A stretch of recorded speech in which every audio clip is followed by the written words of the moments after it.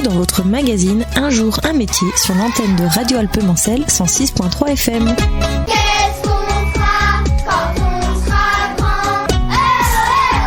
Une émission à destination de tous, une émission pour découvrir un métier d'avant et d'aujourd'hui. Il y a tellement de métiers qu'on a du mal à trouver. Une passion ou une profession? Venez partager votre expérience sur l'antenne de Radio Alpes-Mancel. Bonjour à tous et bienvenue dans votre rendez-vous Un jour, un métier, une interview qui nous permet de découvrir un métier. Aujourd'hui, nous allons parler du métier d'art-thérapeute. Pour cela, nous recevons Aline France qui a ouvert son cabinet d'art-thérapie à La Ferté-Bernard. Alors, Madame France, bonjour. Bonjour. Pour commencer, présentez-vous. Alors, je me présente, donc je suis Aline France. Donc moi, je suis art-thérapeute, c'est un métier, mais c'est aussi une passion. À la base, j'étais plutôt dans le domaine artistique et je me suis ensuite tournée un peu plus vers le domaine du social et de l'aide aux autres. Et alors, quand j'ai découvert que l'art-thérapie existait, c'était vraiment l'occasion, en fait, de faire le lien entre mes deux passions, quoi. Alors, nous allons faire découvrir ce métier d'art-thérapeute à nos auditeurs. Déjà, qu'est-ce que l'art-thérapie ? Alors l'art-thérapie, c'est une technique thérapeutique, donc au même titre que d'autres médecines douces, comme par exemple l'ostéopathie ou la naturopathie, etc. Alors sauf que là, on utilise la technique artistique pour permettre aux gens en fait d'exprimer leurs émotions, donc à travers la technique artistique qui permet vraiment de sortir un petit peu tout ce qu'on peut avoir à l'intérieur de soi qu'on n'arrive pas forcément à dire, et du coup grâce à ces techniques artistiques, ça permet vraiment de les exprimer, mais aussi de les transformer. Parce qu'une fois qu'il y a une création de fait, ensuite on peut toujours transformer cette création. Donc si par exemple vous faites quelque chose en argile, vous pouvez toujours reprendre, retravailler ou bien même détruire si besoin. Et donc c'est un peu une métaphore de la vie et de se dire que en fait on peut toujours changer ce qui est là et ce qui existe. À qui s'adresse concrètement l'art-thérapie ? Alors l'art-thérapie, ça s'adresse vraiment à tout type de public. Moi je dirais à partir de 3 ans parce que disons qu'avant c'est vraiment de l'expression mais c'est pas de la thérapie. Du coup ça va jusqu'à l'âge que vous voulez parce que moi j'ai des personnes âgées avec qui je suis en résidence en maison de retraite. Donc c'est vraiment super aussi. Moi j'ai pas de spécificité au niveau des publics, je m'adresse vraiment à tout type de personnes. Après disons que c'est des personnes qui ont le problème émotionnel ou une difficulté, quelque chose qu'ils ont envie de changer et qui certains connaissent déjà le médium artistique et ça les attire, d'autres pas du tout et découvrent en même temps leur créativité. Donc j'ai envie de dire ça peut s'adresser vraiment à tous en fait. Comment se pratique l'art-thérapie ? Alors moi j'accueille les gens en cabinet, il y a d'autres formes de thérapeutes, il y a des gens qui font beaucoup en structure. Moi j'accueille principalement dans mon cabinet, donc à la Ferté-Bernard. Donc la première séance c'est une séance de découverte, donc du coup la personne vient, elle m'explique un peu son problème, elle me dit pourquoi elle vient. Donc on prend une discussion d'une demi-heure où elle me parle un peu de son parcours, de sa vie, de tout ce qui est antécédents médicaux, psychologiques, etc. Et suite à ça il y a une demi-heure de création libre au départ où en fait moi je mets sur la table différentes techniques. Donc moi j'utilise l'argile, les pastels, l'aquarelle. Donc je mets tout ça sur la table, la personne va choisir ce qui l'attire le plus et elle va faire une création libre. Et à partir de ça, donc déjà là il y a beaucoup de choses qui s'expriment en général. Au-delà des mots, il y a des choses qui peuvent sortir. Et après j'observe ce qui a été créé et je vais continuer la thérapie en apportant soit d'autres techniques qui apportent d'autres bienfaits ou soit continuer sur ce qui a été fait pour le transformer et apporter un mieux-être à la personne. Et justement, quels sont les bienfaits de cette art-thérapie ? Alors les bienfaits, disons que c'est vraiment axé autour de la créativité. Donc la créativité, c'est quelque chose qui permet de travailler sur la confiance en soi parce que quand on crée quelque chose, souvent au départ il y a une peur de pas avoir bien fait, de pas savoir faire, etc.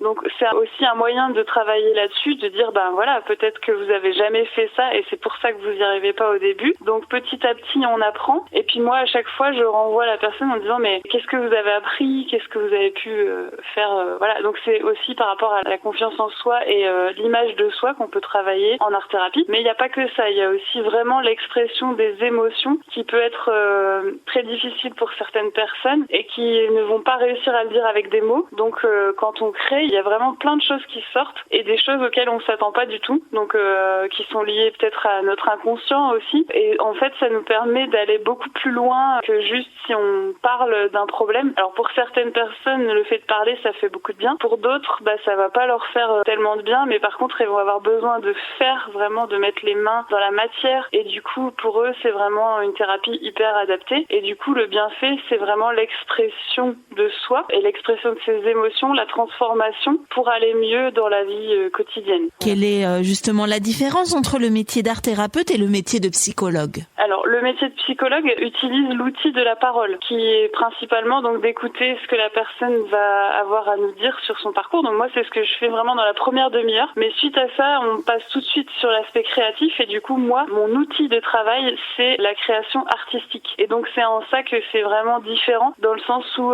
je passe vraiment beaucoup de temps aussi à regarder ce que la personne a produit, les créations. Et ensuite, à chaque rendez-vous, je fais un compte-rendu et je regarde l'évolution de ce que la personne a pu créer, de qu'est-ce que ça montre de sa personnalité, qu'est-ce qui a pu changer en elle, les transformations, etc.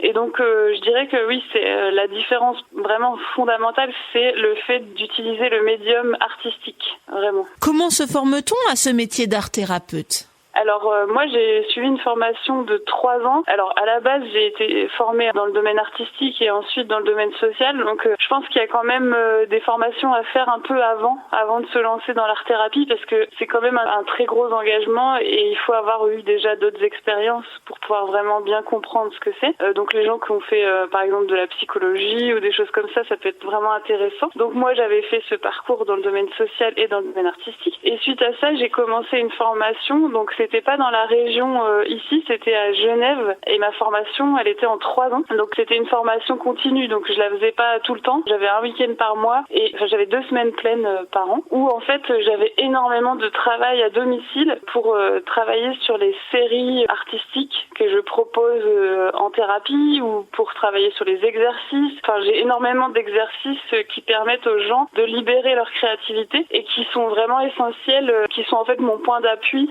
pour pouvoir vraiment travailler en art-thérapie. Donc il y a tout cet aspect-là et j'ai fait aussi 3 stages durant les 3 années. Donc j'ai fait un stage avec des enfants, un stage avec des adultes et un stage avec des personnes âgées. Et j'ai dû rendre un mémoire sur 2 suivis de personnes que j'avais accompagnées en art-thérapie. Donc c'était vraiment passionnant. J'ai eu aussi des cours de médecine, de psychologie. J'ai eu d'autres aspects en fait que l'art à proprement parler. Donc vraiment une formation très riche où on a appris sur énormément de médiums artistiques différents. Et j'ai souhaité continuer suite à la formation. J'ai refait un stage donc de mon propre gré dans une clinique en Suisse, une clinique privée qui utilise de l'art-thérapie. Et du coup j'étais supervisée, encadrée par des art-thérapeutes.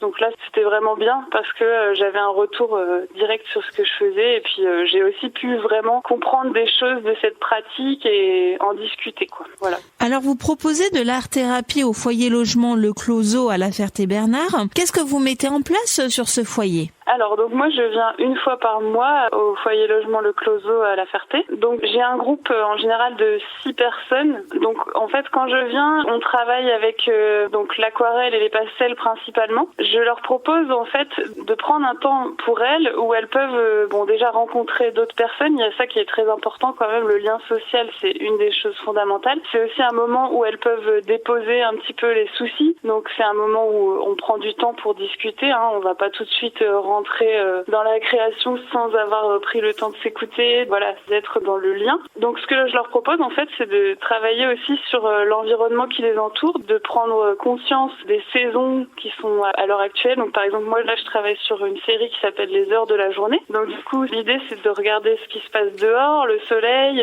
de regarder comment c'est le matin à l'aube, comment c'est ensuite dans la journée, les transformations, les changements. Et du coup, c'est aussi un prétexte pour elles d'exprimer des choses par rapport à leur vie Je dis elles parce qu'il n'y a que des femmes pour l'instant dans l'atelier. Du coup, c'est d'exprimer des choses sur leur vie, de parler de leurs émotions. Il y a aussi, encore une fois, cette question de la confiance en soi. Donc, chez les personnes âgées, c'est très marqué. C'est vraiment, je n'y arrive pas, je suis nulle. Du coup, on travaille sur, oui, mais qu'est-ce que vous avez appris aujourd'hui? Qu'est-ce que vous avez pu apprendre de positif dans ce que vous avez fait? Et même si c'est juste d'avoir vu quelque chose que la voisine a fait qui était joli, c'est déjà quelque chose de positif avec lequel elles peuvent repartir et qui leur fait aussi du bien dans leur vie. Voilà. Alors sinon, que dire aux personnes qui souhaitent se former en tant que art-thérapeute? Alors donc moi ce que je leur dis c'est vraiment d'abord j'ai rencontré une jeune fille qui veut être art-thérapeute, c'est vraiment de faire cette démarche d'aller rencontrer justement les art-thérapeutes, donc d'aller rencontrer les personnes autour de chez vous parce que chaque personne a une façon de faire différente en fait. Les formations sont très différentes donc il y a plein de façons de faire. Il y a des techniques qui sont hyper différentes aussi, donc prenez bien le temps de voir qu'est-ce qui existe, qu'est-ce qui vous parle à vous avant de vraiment prendre cet engagement parce que c'est un très très gros engagement. Voilà, c'est pas rien en fait de faire des études d'art-thérapie. Et sinon, je conseillerais aussi de bien prendre conscience qu'il s'agit de thérapie et pas d'art à proprement parler. Ça veut dire que moi, j'avais une formation artistique et ce qu'on m'avait dit, c'est que quand on devient art-thérapeute, on laisse vraiment son côté artistique de côté pour le mettre au service des autres. Donc c'est bien de prendre conscience qu'il s'agit vraiment de ça. Il s'agit de service de la créativité des autres. Voilà. Et qu'est-ce qui vous plaît dans ce métier d'art-thérapeute? C'est le fait de vraiment permettre aux gens en fait de découvrir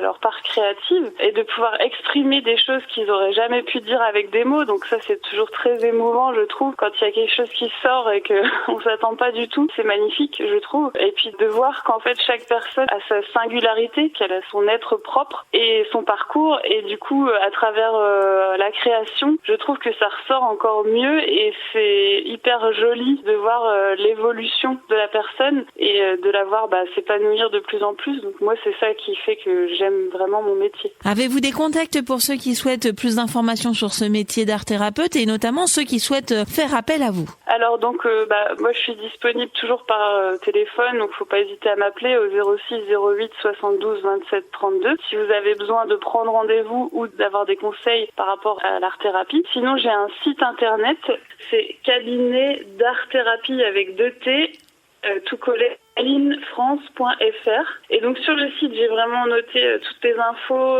Vous pouvez prendre rendez-vous en ligne aussi. J'ai mis des articles de blog aussi qui concernent les différentes techniques que j'utilise ou bien l'objectif et les buts de l'art-thérapie. Je suis aussi sur Google Business.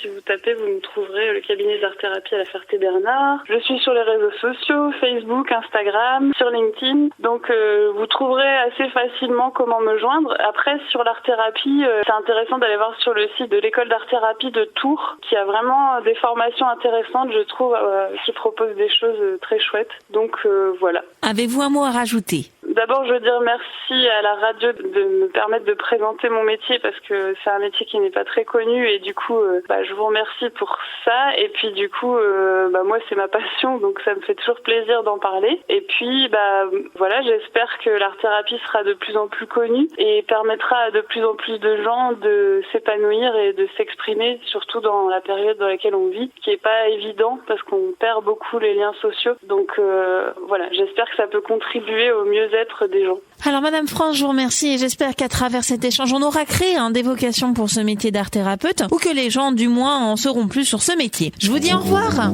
Au revoir, merci.